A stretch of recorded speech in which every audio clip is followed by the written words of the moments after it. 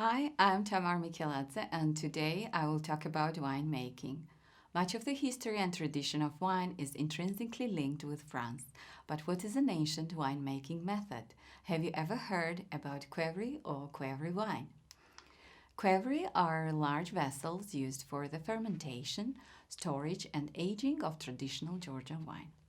Resembling large, egg-shaped amphora without handles, they are either buried below ground or set into the floors of large wine cellars. Kvevris vary in size. Volumes range from 20 liters to around 10,000. The most unusual and archaic out of the traditional Georgian wines are white Kakhetian wine.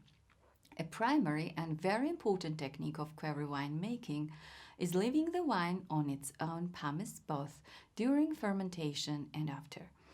The Kakhetian technology of making white wines in Kvevri implies first crushing the grapes in wine press and then adding pomace to the must in Kvevri. Upon completion of the fermentation, when the floating pomace has settled to the bottom, the Kvevri is filled up, lidded, and left from autumn until following spring. During this period, wine acquired the typical character. Wine from Kakheti has a dark straw, golden or amber color. It's absolutely clear and brilliant. Noted for fruity tones. Naturally stable.